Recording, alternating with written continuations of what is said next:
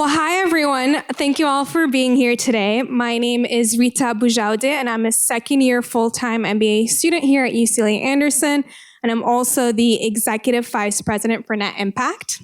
It's my pleasure to welcome you all for today's High Impact Tea with Nike's former Chief Sustainability Officer, Noel Kinder. And our discussion today will be moderated by Bhavna Sivanand, the Executive Director of the Center for Impact here at UCLA. High Impact Tea is a collaboration between Net Impact and the Center for Impact. Together, we host prominent leaders, faculty, and alumni to share their research and experience in social impact through engaging panel discussions. Net Impact at Anderson catalyzes cultivating purpose-oriented leaders across the sectors on campus by creating learning opportunities, fostering connections, and supporting impact-centered careers. Similarly, the Center for Impact is committed to nurturing the next generation of social impact leaders. With a mission to inspire, educate, and challenge individuals to become catalysts for positive social change, the center aligns with Anderson's vision of developing transformative leaders. Now, I'd like to introduce our moderator for today, Bhavna Sivanand. Bhavna is the founding executive director of the UCLA Anderson Center for Impact, where she has played a key role in advancing the center's vision and strategy. Prior to this role, Bhavna spent over 15 years in the field of public health, starting her career in international development in Ghana, and continuing her experience working across the three levels of Canadian government to further national health goals. Bhavna has served as a judge for the Rockefeller Foundation Food Systems Award and is a Southern California Leadership Network Fellow. She also serves on a number of boards to advance research for childhood cancers. She received her MBA from UCLA Anderson and also has an MPH from the University of Michigan. Now, it's my pleasure to also introduce our keynote speaker today, Noel Kinder. Noel is a senior global operations executive with over 20 years of experience building, shaping, and transforming businesses. He navigated Nike through periods of significant change, holding transformational leadership roles across P&L, operations, sustainability, supply chain, and manufacturing. In his role as Nike's Chief Sustainability Officer, Noel successfully drove the acceleration of Nike's material innovation strategy to align with sustainability ambitions and positioned the company as a leader in the corporate sustainability space through active government, NGO, academic, and media engagement. He built the organization from 75 to 300 plus people at its peak and integrated sustainability leadership processes and programs into major functions across the organization. He also served as the external spokesperson for Nike's leadership and sustainability with media, government, and non-governmental stakeholders. Throughout his career, Noel has acted as a change architect, from growing Nike's sustainability programs and positioning the company as a leader on a global stage to transforming Nike's labor and environmental operations footprint, impacting 550 contract factories across 42 countries and over 1 million workers, to turning Nike's Vietnam operations and stabilizing production campus during a period of tremendous political and government unrest. As if that wasn't enough, Noel also serves on a number of councils and boards. He serves on the Collab Fund's Sustainability Advisory Board, the New York Stock Exchange Sustainability Advisory Council, and the Global Fashion Summit Steering Committee. Now, without further ado, I'd love to introduce our speaker for today, Noel Kinder. Thank you all. Thanks for that. Those introductions always seem way more flowery when you're listening to them off to the side, but thank you. It gives you a moment to reflect on your career. So I'm a love child. Well, my mother told me I was a love child. My parents were both hippies. I was born in the smoky haze of the peace and love era of the early 70s. Let's maybe say there was a little sex, drugs, and rock and roll sprinkled in there. My weekends were often in the Oregon Coast Range, wet and cold, hunting for mushrooms, not that kind of mushroom, identifying plants, identifying birds. My brother and I hated it. It was miserable, and we would have much preferred to be at home playing with our Legos and watching cartoons. But my mother loved nature. In fact, she loved sharing nature with others. And she felt that it was imperative for my brother and I to understand nature so that we might protect it. My father was a caregiver. He was a nurse in the critical care unit of the Veterans Administration Hospital in Portland. He cared for some of the sickest patients they had. In fact, he watched many of them die. But to this day, he will say that it was his privilege to ease the suffering of others at the end of their lives. So these were the values that I was raised with. You can imagine what my house was like, right? An idealism born of the era of hippies in the late 60s and early 70s, and an imperative to have an impact, whatever you did. So after going to the University of Oregon, withhold your applause, I did what a love child would do, and I joined the Peace Corps. In 1997, I went to Honduras. Specifically southern Honduras, a little town called Santa Ana de Uscuare, outside of a city called Choluteca. Imagine you've never heard of either one of those. Literally in the middle of nowhere. My brief was to bring potable water to small villages. Calling them villages is a gross overstatement. These were communities of 10 to 15 families, either absolutely in the middle of nowhere or right alongside the Pan American Highway. None of them had ever had clean water before. And this is where the idealism met the practical realities of the world. It was hot. It's the hottest part of Central America. I was learning a new language. I had taken 4 years of high school Spanish, 2 years of Spanish in college, and I still couldn't speak the language when I got there. So I was muddling my way through that. Avoiding scorpion bites unsuccessfully, 3 of them over the course of 2 years. And avoiding men with automatic weapons.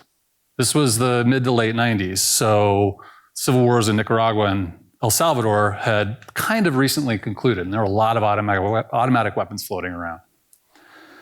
But despite all of those structural impediments, all of those challenges, we actually were able to bring water to some of these communities.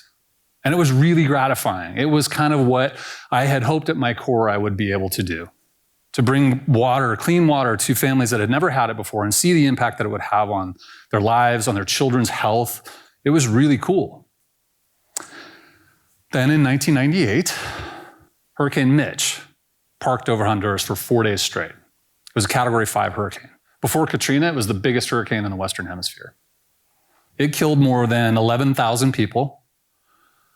It wiped nearly all of the infrastructure out of the country, including all of those water projects. And that was the lesson for me, is that sometimes there are things you cannot control. So you can imagine what that experience was like for me. I was absolutely traumatized by the violence of the storm and what it did to the people, the livestock. It was indescribable. I was exhausted. I had helped friends and colleagues sift through feet of mud left by the storm, trying to find the last of their worldly possessions. Ultimately, we were evacuated to El Salvador. I had to make my way there on foot. That's a whole different talk. And we made it to Panama eventually, where we were going to wait to see what happened next. And after a couple of days of heavy drinking to cope, myself and a couple of my friends decided we were done. We were really near to the end of our commitment. We were given the opportunity to go home, and so we did. That was a long plane ride, so you can imagine. I was helpless, hopeless, frustrated, and frankly felt like I was quitting a little bit. You can imagine what the people who I left on the ground felt like. So I got back to Portland, staying with my parents, and that core idealism took back over again. I needed to do something. I ultimately wound up as the part-time executive director of a Latino gang intervention nonprofit outside of Portland. Yes, there are Latino gangs in Portland. I know I don't look like the type. And again, it was kind of the idealistic urge to do something to help. And I did my best. But if I'm honest with myself in hindsight, I probably didn't really give myself the chance to understand the ecosystem well enough to actually drive change. And it may surprise you to learn that I did not solve the gang problem in Portland. Through a series of random events, although no event's really random, I ran into a friend of mine who I'd gone to U of O with. And in a really cool, ironic twist, when I went into the Peace Corps, he went into the Marine Corps. We ran into each other on the street. His mom worked for Nike, and I got my first job at Nike. But if I'm honest with myself, I felt like a little bit of a sellout. Here I was, the love child, the child of hippies, this urge to go do great things. I was in the Peace Corps, ran a gang intervention nonprofit with mixed results. And I'd just gone to work for the man. But I had just gotten engaged. We were going to start a family. A part-time NGO executive director salary wasn't going to cut it. And I had a relationship with Nike. I had grown up in Portland. My dad was a runner. He always wore Nike Pegasus when he ran. And so it was just kind of part of my upbringing to have Nike in my backyard. So there was this push and pull for me, this tension. The other thing that was great about the timing of that this was 1999. It was the height of the sweatshop controversy for Nike. And so I thought, okay, here's a path forward. I'm working for the man, but I can actually bring my skills to bear on this problem. I had just moved back from Honduras. I knew the language far better than I did when I got there. I knew the people, I knew the geography, I knew the stakeholders involved. I could really help. Thought this was a slam dunk. This may resonate with some of you. After endless coffees and informational interviews, it was clear I was the only one who thought I could help. So I dove into the job that I was hired to do. I had been hired to be a footwear quality analyst, 1999. I knew zero about footwear or quality, but I was willing to learn. And I kind of knew in the back of my head that I could find a way to make a difference somehow. I knew that someday I'd make those paths cross again. And in hindsight, that kind of first entry-level job, utterly clueless in a big company, was a pretty pivotal moment for me because it allowed me a series of experiences that ultimately led to my last job at Nike, which is hands down one of my favorite jobs ever. I got the opportunity to work in finance, went back and got my MBA at Portland State University while I was still working at Nike. I got to run the sourcing and supply planning function for the apparel division, which is the team that actually decides which factories get to make what products. So it was the team that decided who's going to make your hat, who's going to make your hoodie, who's going to make the jerseys that the team wears. And again, that was a place where I started to be able to flex that pragmatism of working at a big organization, reconciling the profit motive and the need for growth with that idealism. Because as we made those decisions, we evaluated a factory's costs, super important, their quality, equally as important, their delivery, can they actually get it there on time, and their sustainability. So I started to see how these things fit together. In 2013, I was given the opportunity to go to Vietnam as the general manager for manufacturing there. I asked my wife, who had never been across the Pacific, to move our 3 children, 5, 7, and 9, to Ho Chi Minh City. I'll let you just marinate on how that conversation went. She agreed. And it was one of the most cathartic experiences of my life professionally and certainly for our family. And professionally, it was it, man. This was like, I felt like I had made it. I was running a country. I was the most senior person in that country for Nike. This was at the height of the TPP negotiations, Trans-Pacific Partnership, for those of you that don't know what it is, massive trade agreement that the US did not enter into. I was meeting with congressional delegations. I was visiting with the president of Vietnam. I was running an entire operation. I had a team of hundreds underneath me. And I was regularly engaging with the factories. And a big percentage of what we talked about was sustainability. Are you complying with our code of conduct? What are the issues you have? Oh, you had an overtime issue. Let's talk about how that happened. Are you complying with waste product requirements? What are you doing for your communities? I started to feel like I kind of got it. This is how this could work. Then in 2014, the Chinese National Oil Company decided to park an oil rig in Vietnamese territorial waters. Now, on the surface, that doesn't seem like that big of a deal. But if you follow politics in the South China Sea, it was a really big deal. And the Vietnamese took affront to that.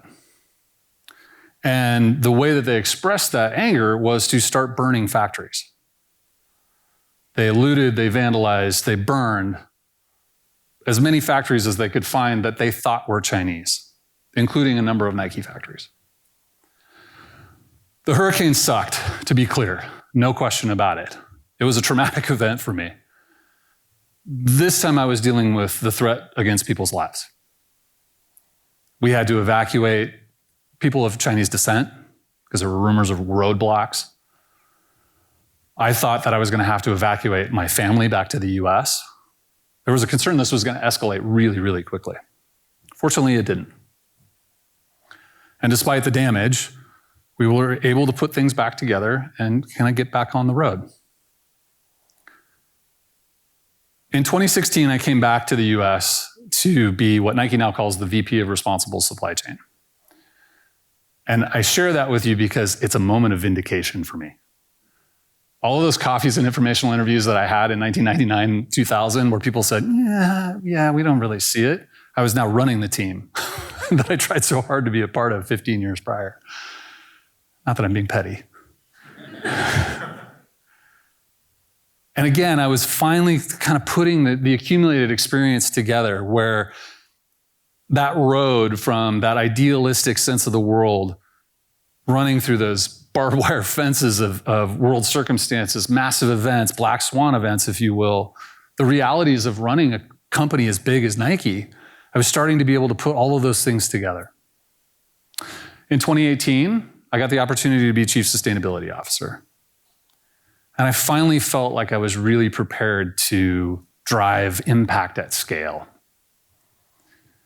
Nike had made a bunch of really big commitments. In fact, we were talking about this before the session started. Lots of companies had. My predecessor was an icon in corporate responsibility, and she and I agreed that as I stepped into this role, it was really about embedding sustainability in the company. I thought, who better than me? I had done all these things. I had experienced all these different things in the operational space. I felt like I knew how to do that. And we did. And one of the ways that we did that, although it's not perfect and the results are far from done, is like Nike likes to say, there is no finish line. That is clearly the case in sustainability. But what we started to do was find the intersections of incentive. Now that sounds a little bit like a corporate buzzword, but it's really important when it comes to driving impact. When you want to express that idealism in a practical manner, you really want to drive results. And I'll give you two examples. One, materials and waste in particular. I had a conversation with Michael Spillane, who's since left Nike. He was the president of product at the time.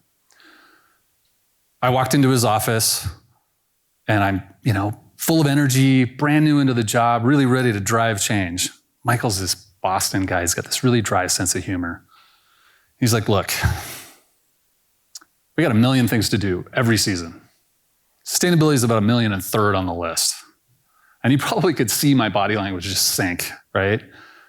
But as we started talking, we came to a conclusion and an agreement, frankly, that we would focus on the things that were mutually beneficial to the sustainability strategy and to the business strategy. What's waste? Well, it's bad for the environment. It's also lost margin. Anything you leave on the cutting room floor is bad for the planet and it's bad for the business. So that was where we were going to start. Second example I'll share with you is the way you ship product around the world. There are effectively two ways to do it, on a boat or on a plane. A boat, slow, relatively inexpensive, and way less carbon intensive. Plane, fast, super expensive, orders of magnitude more expensive than putting it on a boat, way more carbon intensive. So we started to identify those things that are low-hanging fruit. Now, I wish I could say that we were able to stop there. But in the footwear and apparel industry, materials are probably the single biggest contributor to a carbon footprint, let alone the waste we just talked about. And so part of the agenda had to be innovation in the material space. Now, there's lots of innovation in the material space. You've probably seen some of these things. Piñatex, material made out of pineapple waste, mushroom leather. Actually, there's a company here in Huntington Beach that makes plastic out of captured methane from pig farms and defunct coal mines. Super, super cool. None of them are at commercial scale yet. I'll share one example that is, and it's an imperfect example, but it highlights what it takes to actually get these over the top. In the year 2000, At the Sydney Olympics, Nike debuted its first recycled polyester garment.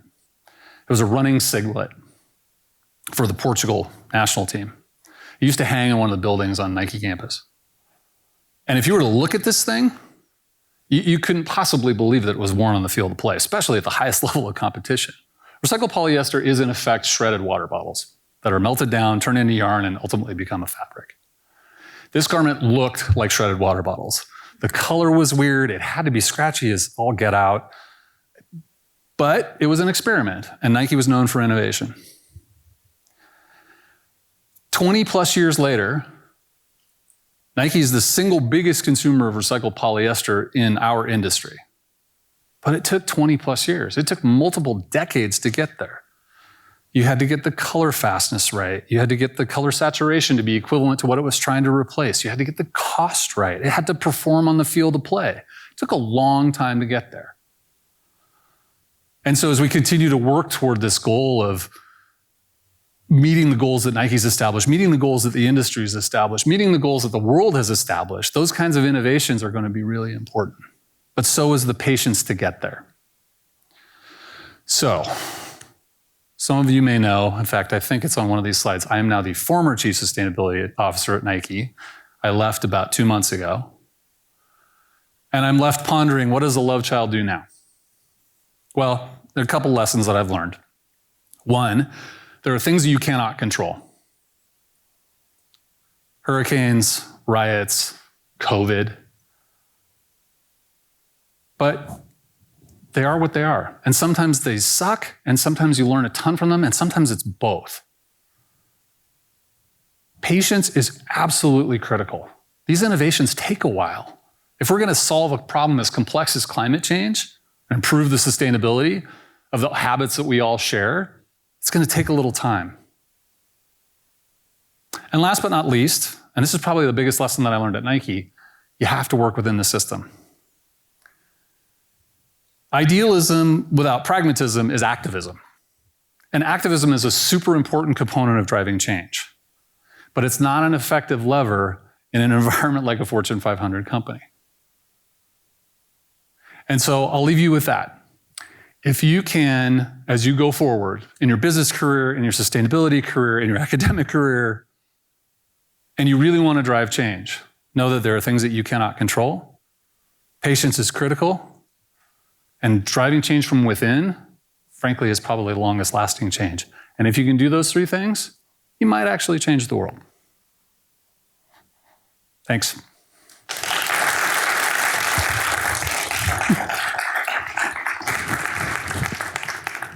Thank you so much, Noel. That was fascinating to hear, and just it must have been just such a inspiration to think about sort of how the story of your career came together. You know, as you get this, seldom in life we get these moments to reflect back and kind of make the story make sense. It was just really, really interesting to hear about how all those elements of your life kind of shaped your professional experience to get you to the point where you were most recently at. I wanted to ask you about a little bit about a comment that you made, or a conversation we were having just before the session started, about why you felt like you were the best person for the role when you were appointed Chief Sustainability Officer from the lens of students in a business school. And if you could share your thoughts. Yeah, that's a great question. Because I had the accumulated experience of all those operational roles. You know, being a CSO, or frankly, working in sustainability, is about driving change. And it's really hard to drive change if you don't understand how change happens. And so, at least for me, and I will admit I'm a bit of a mutt from a career standpoint, as you probably heard. I bounced all over the place. But that helped me kind of understand how the parts work together.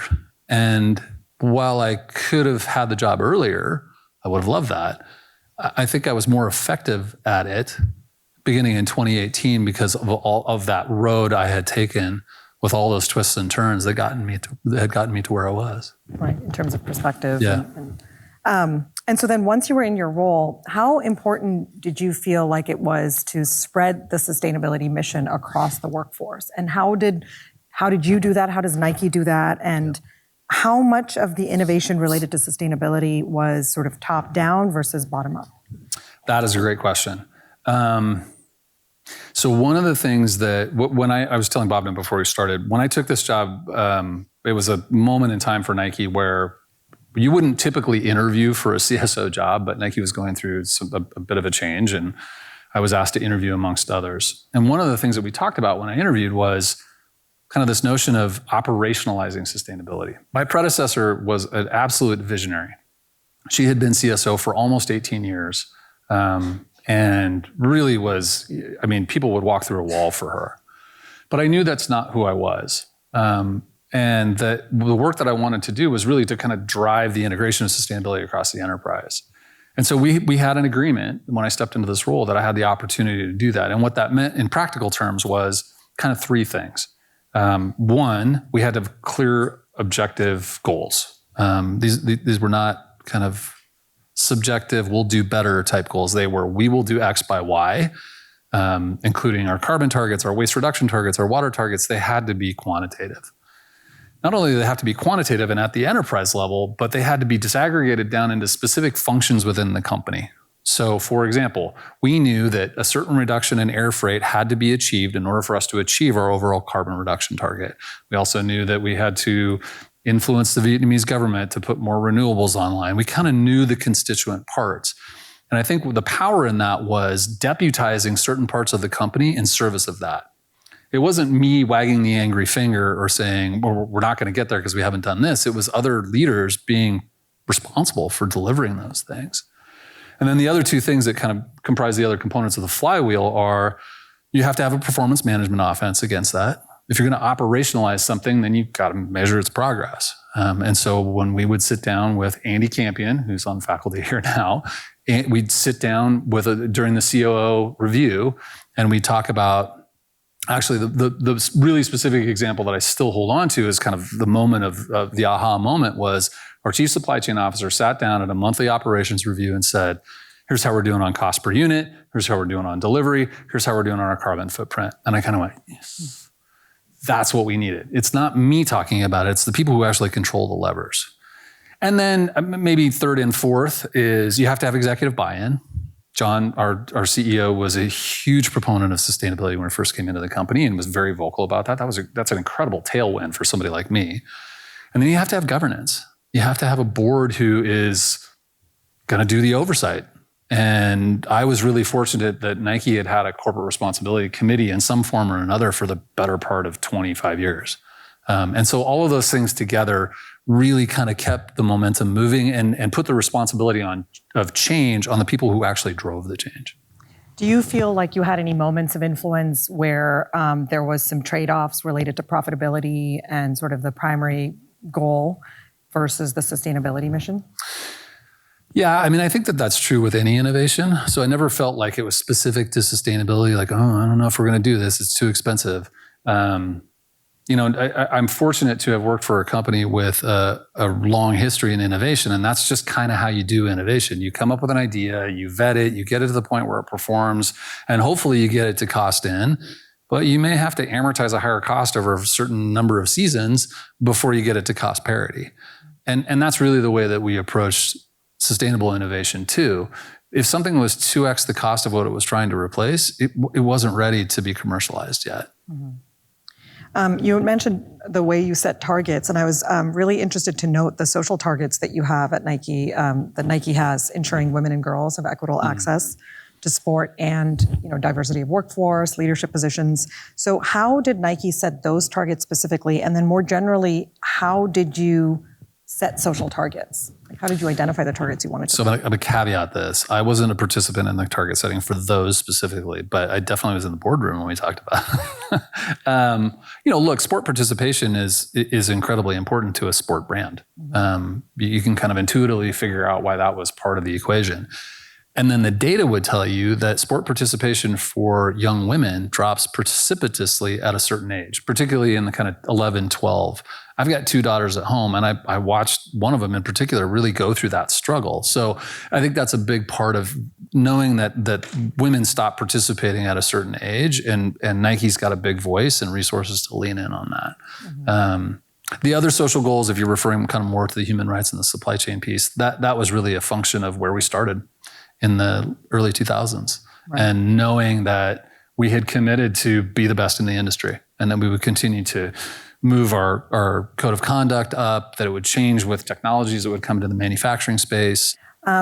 What is kind of looking forward and kind of reflecting on what you've seen, in Vietnam and in the factories and kind of moving forward as the CSO role, do you foresee any trends in the sustainability space that's taking place? Well, I think the obvious trend we were talking about before is just regulation. And I think that, we were talking a tad before the session, you've got regulation in California, you've got what we think will be an SEC regulation at some point once it gets out of court, you've got pretty significant regulation in Europe. I think we're at a weird kind of purgatory right now where companies for at least the last 5 years made these lofty aspirational goals, with some of them without really knowing how they're going to achieve them. And now you're going to have to show your homework and report on it pretty regularly. And that requires a level of rigor that hasn't been required before. And so that trend, I can't predict where it will land, but I do think that an even playing field from a data standpoint is probably a really good thing. Mm-hmm. And do you have any perspectives on kind of the anti-ESG legislation that's prevailing in some states as well? Honestly, I never really gave it a whole lot of thought. Partly because I worked for a company that it was so ingrained in what we had done for decades that I didn't ever really, we were going to do what we were going to do regardless of that. I want to shift gears a little bit, and I actually want to time check because I realized I don't have a clock on me, Kelly. 5:15. Perfect. Thank you. I wanted to shift a little bit onto kind of talking about Anderson, and our most recent strategic plan talks about being a transformative leader. Mm-hmm. And passion and purpose and being an ethical leader is a big part of what a transformative leader is to Anderson. So in your career, are there some certain leadership lessons that you have that you think would be useful for students to hear? Or it's not just students, there's alumni, there's industry professionals as well in the audience. But you didn't prep me for this one. I know. I learned a lot of this stuff from my dad, and I'm sorry, I'm spending a lot of time talking about my personal background, but my dad was a medical professional. He still is. He teaches at the School of Management at Oregon Health Sciences University. And so we've talked about this stuff a lot over the years. And I think there's just a certain level of compassion that you have to bring to your team. You're not more important than they are. You have more responsibility than they do sometimes. But I think the best leaders I've worked for were leaders that we had a rapport where the feedback was two-way. In fact, I can remember one leader in particular where I really went, okay, this is what good leadership is. And I was a strategic planning director in the manufacturing space. And he was relatively new, and he was leading a team of really senior people who had been in footwear and apparel manufacturing a long time, and he had not. And so strategists sometimes in those roles kind of becomes chief of staff. And if you have the right relationship with people, you can close the door and tell them what you think. And he'd gone in a little hot on something, and I did exactly that. I walked into his office and I shut the door and I said, hey, you need to dial it back. Well, what do you mean? So we had a substantive conversation about what that meant and why I was saying that. Gave him the context of these leaders, the fact that they were more senior than him and he had to earn their trust. So I think that collaborative approach, the facilitative approach is really, really important. But at the end of the day, you have to care about the people you work with. You really have to care about them. And that doesn't mean that you have to know every detail of their lives, but you have to care about them as people and you have to care about their success. Were there any particular things that you did when you kind of moved into the role you talked about in Vietnam, where you were kind of running an entire operation, to allow yourself to, create space for that as well as a leader? Yeah, that's a great question, because those kinds of jobs can be literally 24/7 sometimes. I think you have to be curious, particularly in that kind of role, because you're coming in as a foreigner. My Vietnamese was awful. It's slightly better than awful now. But being curious, doing things like, at one point, the woman who was the HR director for the office and I walked down the street from the office and sat, as you do, on the sidewalk in these what looked like kindergarten chairs and ate lunch. And that never seemed odd to me, having been a Peace Corps volunteer and done things like that. But she said, I would never expect a general manager to do something like that. And so I think just having a little humility, even in certain moments, I think goes a long way. Even if you're running, 24/7, 365, you got a million things, you've got congressional delegations, all the things that make you think you're super important. At the end of the day, it doesn't matter unless your team wants to follow you. There was an old crusty Nike leader many, many years ago that I worked with who said, you can't lead if nobody wants to follow you. Great insight. I'm going to open it up for audience questions, and then I have a whole list of questions to keep going, but I also want to hear from all of you if you have any burning areas of insight you would like from Noel. I know our net impact students are in the audience. So. Please don't ask me any geopolitical questions about the Spratly Islands. That's all. I told you all I know. If you can project, go ahead. It's coming, I think.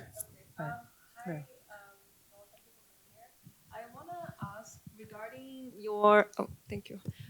Regarding your work at the Nike as CSO, I'm sure you have a lot of data to look to, like the carbon footprint from your supply chain, how to check them. Yeah.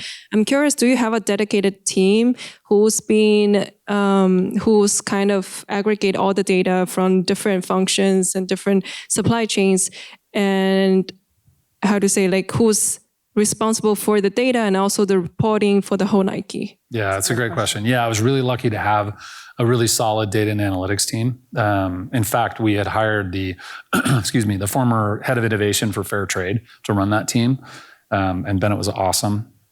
And we invested in it pretty considerably over the last couple of years because we saw the regulation coming and the data requirements and frankly, the auditability of that data, those requirements increasing really rapidly. Where the data comes from and the data governance is really challenging because it's not like financial data. That all kind of sits roughly in the same repositories. Sustainability data sits all over the company. It's product data, it's unit of measurement data, it's supply chain data, it's absolutely everything. And so that's tricky, really tricky. And as an aside, I think it's a fascinating marketplace where all these ESG software companies are starting to really come to life. In fact, I advise a very small one right now. And one of the things that we always struggled with as Nike was we had built all of this capability internally as Persephone and Watershed and all of these other big data companies had come to life. And as we continued to talk to them, we went, well, we're doing pretty well because we built something that's really robust relative to what's off the shelf. So it's a really tricky thing. And I love to share stories, as you can probably tell. But a good friend of mine leads the audit practice for KPMG in Portland. And we had lunch about a year ago. And we were talking about the impending regulation. And he said, man, I got to be honest with you. We don't have any idea how to audit this stuff. And it's partly because the data sits everywhere. I don't know if that's the answer you're looking for, but.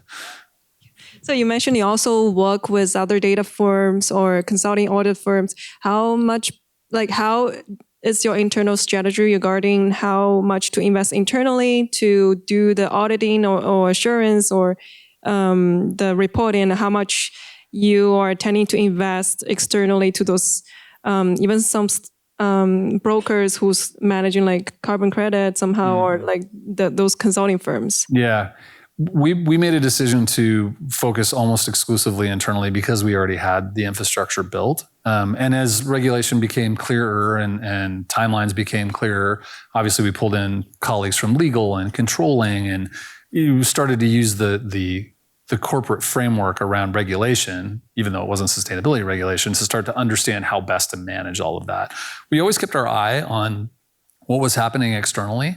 But Nike's a really big place. It's 52, almost 53 years old now. And it's built a lot of capability internally. So while we always kept an eye to see if there were companies that could do it better than we had done it, thus far that wasn't the case. Thanks for your time. Building on that, data collection, reporting, all very important. What were you guys doing, especially around scope 3? You've got big goals. What were you actually doing to affect change? That seems the biggest challenge. You're actually trying to get other companies to change. So what were you guys doing to drive some of that change and drive the mitigation? Yeah, so scope 3, at least in footwear and apparel, is really made up of two components, and they're about 50-50. It's the materials that you use in the product and the feedstock, those materials, and then the energy that it takes to convert those materials to finished goods. So think polyester, cotton, leather, rubber as the primary materials, and really kind of back to my example about recycled polyester, finding alternatives to those that are lower carbon. The power is a different scenario entirely, right? That's kind of where it comes a bit to your point and kind of what we were talking about before with collaboration. That really is power grids in countries like Vietnam. And so Nike's a big brand. It has a lot of influence culturally all over the world. Political influence is a different thing. And it's one voice in that equation. That said, we did use our voice to at least articulate a desire for access to more renewables. And really what that meant was, did the textile mills that make the fabric that we use in our products, or the textiles we use in our products, and did the finished goods factories that make our products have access to renewables? That's a significant part of the equation. And so having a dialogue with the governments in those source countries, having a dialogue with other brands that are present in those countries, even if they're not in our industry, Apple, Intel, Heineken, all have similar goals. And so we would bring a collective voice. That doesn't mean it's going to speed it up, but at least you can articulate that, hey, collectively, we've set these goals and we need access to renewables for these facilities to be part of the equation. Hello. In your talk in the beginning, you mentioned how there are certain things we can't control, and you gave an example, hurricanes. And I was just wondering if you think that maybe, I think that if we're just looking at a single event, it can seem like it's out of our control. But if you kind of broaden your view, then you, with the knowledge we know today about how, the global South experiences the impacts of climate change a lot more than the parts of the world that are actually affecting climate change. Do you think it's a little bit of a cop-out to just say, we can't control these events and leave it at that, instead of kind of thinking about how, things we can do to make the impacts of the events, to bring sort of parity to the consequences, and kind of think maybe if we took a broader approach to see all the moving parts and what's, causing and affecting everything, then maybe it would change our approach as well to how we will, what we will prioritize in terms of what we can prevent. Because, while we can't control a single hurricane, we can kind of control, we have enough knowledge to know that certain things are causing these hurricanes, like using fossil fuels, and how we can scale back from that. And then also how we can prepare communities that are most vulnerable to them. That's a big... Yeah, I've tried to process how best to answer that. And don't get me wrong, I'm not saying that there are things you can't control, so you just kind of go, meh, and move on. I was talking about that more from kind of my personal journey, that there are things that you can't control, and you kind of have to find your moral compass is to be idealistic and drive impact. Even those big traumatic events, you have to find a way through that to find another way to have impact. It's interesting, in 1998, nobody associated Hurricane Mitch with climate change. It was just that just wasn't part of the dialogue. Could you make an argument that it was? Yeah, entirely. I agree with everything you said. I'm struggling to give you a sharp response, though. You talked about climate adaptation, putting the pieces together more broadly. Yeah, to all of that, right? We kind of have to change the way we approach the world now, knowing that climate change is an overlay to our lives. And I think in more broadly, I think companies recognizing their responsibility to society is a big shift that's happened over the last 10 years that, took a lot of groundswell that, like you said, in 1999, there wasn't all these initiatives happening at Nike as much as today. There's a question up front over here. Thank you so much. I think it's very interesting to hear that when Nike want to become more sustainable, it become more innovative. And I just noticed that when you became the CSO, you also were the president of the Nike incubator. And right, like you actually are, well, what in internet lies, like, but it sounds like Nike actually is trying to promote more new ideas, like innovative ideas. And in the same time, it also kind of work with the sustainability. Can you just share some of your experience? How did you balance like being sustainable, innovative, and also drive the profit up? Like these three things work together. Yeah. I mean, like I said, those things all have to work together, right? You can't have a sustainable product that nobody wants to buy because then you're not really driving any impact. Now, I know you can argue that the most sustainable product is a product that never gets made. Nike's a big publicly traded company, so that wasn't really part of the dialogue for me. But yeah, like I said, it's kind of like any other innovation for that matter. There was a point at which, so I was really fortunate to have three great vice presidents work underneath me. One was the VP of Sustainable Innovation, VP of Responsible Supply Chain, and VP of Sustainable Product. The vice president of Sustainable Innovation she was an activist. And I think it was really helpful in the context that she was operating in. And she tapped into some passion within the innovation team. The mantra for the innovation team for years was make athletes better, right? Make them run faster, make them jump higher, make sweat wick faster.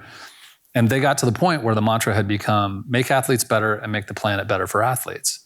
And so sustainability became, or more specifically, waste reduction and carbon reduction became a component of how they evaluated innovation. And so to me, that was a win, right? If you look at a new innovation, what's the cost? What's the performance benefit? What's the quality? What's the scalability of that? And then does it have a material impact on a carbon footprint? You have to evaluate all those things together, but it was a huge win to have sustainability be considered as part of that evaluation criteria. Hi, thank you. Over here. Can I just actually just intervene? Sorry, I should have said this right off the bat, but introduce yourself if you can, especially if you're from Anderson, so no one knows. Perfect. Yes, I'm a first-year full-time student here at Anderson. Within the context of being a public company and having duties to shareholders, could you just talk a little bit about how, when you're trying to champion a particular sustainability initiative, the conversations that you have about, short-term outlook versus long-term outlook? Is it a pretty clear, this will be good for shareholders, you just have to wait for it to pay off in the long run? Trust me. Right, exactly. Balancing those kind of conflicting time horizons.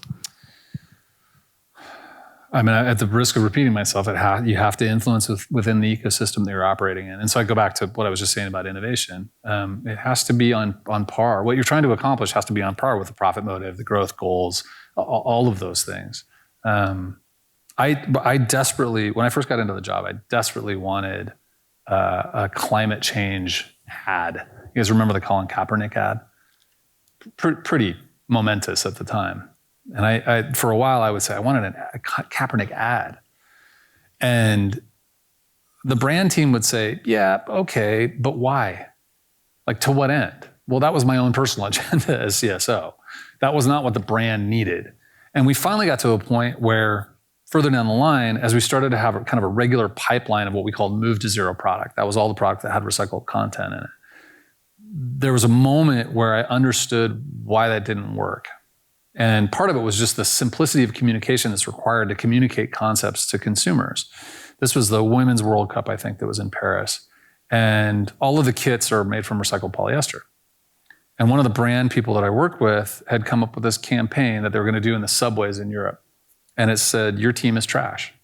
It's perfect. I was like, oh, now I get it, right? And the visual was the kit kind of disaggregating itself down into a plastic bottle, right? So you got, I don't know, it's from plastic bottles. Your team is trash. It's the vernacular of youth, right? People talk trash. And then it was whatever kit of the country we were talking about. And so I kind of, in that moment, it crystallized for me that, when you work in sustainability or you work in impact more broadly, certainly in a corporate context, you're always trying to reconcile the idealism with why the company exists, particularly if you're a publicly traded company. Patagonia is a little bit different equation, and so you have to understand that. There are times when you will invest in things that cost more money. Alternative fuels was one of those for us. We knew that we could kind of chip away at sustainable air fuel or sustainable marine fuel, but it wasn't widely available. It was a huge surcharge. And after a while, we got to the point where we started to question whether that was really a good investment, because there were other places where we could spend money that would have a much bigger sustainability investment and wouldn't be just an outright cost. And so if you're good at your job as a CSO, you also have to put the CFO hat on too, or the CMO hat, or the CEO hat, or the general counsel hat. Like that's your responsibility. Maybe we'll take one more question, I think. Oh, okay. Well, two more questions. You can ask me questions over beers too. Yeah. Go ahead back there and then over here in the front. Hi, I'm James Reeves with American Honda. I was wondering, talk a lot about influencing, the C-suite and VP level, but how do you reach like Joe in accounting? It's like the folks who make the daily decisions. Yeah. How do you culturally integrate sustainability with folks who don't live it day to day? I think it goes back to what we first talked about, kind of those 3-4 components that drive momentum. Because Joe's not incentivized to care about sustainability. Joe's got to do the debits and credits, and he's got to, do the monthly close or the quarterly close, and nobody's holding him accountable for the reduction in carbon footprint. And so and I knew that from my experience. And so the way that I approached it was really to do what I talked about before. We have corporate goals. We have functional goals that support those corporate goals. The executive leadership team supports them. The functional leaders support them. And they've said, yes, I will help drive this. You have a performance management offense that drives it, and you got a board that holds you accountable. Super simple. I get that. It's much more complicated in practice. But if you don't have that level of integration and that level of senior buy-in, Joe's never going to care. But if you do, and your CFO is like, yeah, okay, I get it. Here's your 10, 20 million that you can invest in innovation or whatever it may be. And Joe's going to help you, divvy that up amongst the company, or, whatever his role in that equation is, much more effective than trying to, and I think this is true of a lot of companies, even today, where CSOs are cheerleaders. Hey, we're going to do the right thing. Joe doesn't care. Joe's got other stuff to do. So you got to have that level of integration. Hi, Noel. Thank you for taking time to come out and speak with us. My name is Paul. I am a UCLA alum. Never went to Anderson, just undergrad, but I love coming to these events and get a chance to meet and talk with game changers like yourself. So this is kind of a fun question, which is, were there any athletes, they don't have to be Nike athletes, but were there any athletes that came up to you and really cared about the state of our planet, were real champions of sustainability? And if they were Nike athletes, did they really want to come into the boardroom meetings or something like that to collaborate with you? And if so, if you could just share one good story about that, that'd be great. Man, I wish I had some. What we found was that for athletes, sustainability is a really complex topic. And my guess is, I'd never had direct conversations, a lot of them fly in private jets. Their lifestyle is, look at Taylor Swift. She takes a ton of grief for her lifestyle. A lot of athletes live the same lifestyle. And so I think that there certainly was some concern that while they cared, that they would be seen as hypocritical. And I understood that. Ada Hegerberg, who is one of the best female footballers on the planet, is really passionate about sustainability. And I think what was interesting in our engagement with her, she wore a Move to Zero football boot. And she was just over the moon that we made a football boot that was better than, not sustainable, had more recycled content in it. And I think that to me kind of crystallized that there's such a huge education opportunity. And it's hard, right? They're super busy. You guys see what collegiate athletes have to do. They hardly have the mental bandwidth to process a complex topic like sustainability. So I wish I had a great anecdote for you. I don't. But I think it's like a lot of folks, there's an opportunity to help them understand, even in simple terms, what the subject actually is and how they can affect it. Okay, I'll go ahead. Hi, my name is Will. I'm also just a friend of the program, not actually a current MBA. I was wondering, in apparel in particular, I feel like the topic of consumption habits as a whole is a really big one. And we've talked a lot about sort of the per unit sustainability, right? Materials and an output on that. I was wondering, philosophically and operationally, how do you approach the intersection of, are people buying too much apparel and consuming it too much, with organizations want to sell more units as sort of their whole reason of being? Yeah, there's an inherent conflict there, no question about it, right? You're a publicly traded company, your goal is to grow. We were talking about this before the session. In fact, Rita was an intern at Nike, and she and I met last summer. And one of the things we were talking about before the session is that overproduction on the company side is a function of bad planning. It's not a sustainability problem. It's a sustainability consequence for sure, because you put more crap out into the world that people don't want or need. But at the end of the day, and this kind of comes back to my notion of intersections of incentive, if you really want to limit overproduction, get better at demand and supply planning. It's a supply chain management issue more than anything. And so I think particularly in that topic, understanding which are the levers that really need to be pulled. Now, yes, do brands want to grow and sell more stuff? Absolutely. And as a sociology undergrad, that's a talk in and of itself. But I think as it relates to the impact on sustainability, honestly, for me, it comes down to run your supply chain better. Every company worth their salt needs to make only the amount that they're going to sell. Because everything, and there are MBA candidates in the room, every unit that you make that is beyond the demand, you do what? You discount it, which means you get lower margin. From a brand management standpoint, you dilute your brand because you're selling it in an outlet store. So these things all start to fit together. Thank you for having us today. And I'm just also wondering that, because as Nike, like a big corporation, and especially like globally, so I believe that you have more flexibility on like using the resources globally, but also you're facing challenges. For example, like in different country, probably they will have different like ESG, like sustainability regulation. So what are the challenges and how Nike can actually use your strategy to overcome them? Oh, that's a great question. What's the government affairs strategy to influence regulation? In a lot of cases, when you talk about regulation, even companies as big as Nike, I mean, yeah, we articulate a point of view. And I did that when I sat on the New York Stock Exchange Sustainability Advisory Committee. Like, we talked to the SEC and we talked to investors about kind of how we saw things, what the data and analytics structure that we used was, how things auditable things were or not. But in that case, you kind of wind up responding to what jurisdictions want to do. And the hard thing is that oftentimes different jurisdictions have different approaches, right? So Europe's got one approach, Germany's got a very specific approach in a certain topic, Japan has a new approach, Singapore just launched something, California's got its own reporting requirements. It's a good thing we have a great legal team, because that's ultimately their job, is to figure out how best to manage that patchwork of regulation. It's not, I wish I had an easy answer for you. I'm going to wrap it up with like closing thoughts from you. Any one piece of advice to MBA candidates in the room? Or just thinking back on just, not taking off your Nike hat, just as a individual professional experience. A couple things. Do what gives you energy. Do what gives you, what you're passionate about. And there are a million different pathways to that. I mean, I shared with you my entire career journey. I showed up at Nike desperately wanting to work in sustainability. It took me 15 years to get a job with sustainability in the title. But I was better off for it by the time I got there. So do what gives you energy. Be patient, because sometimes these things take a little while. And as you grow into leadership roles, it's really important that you care about the people that you work with.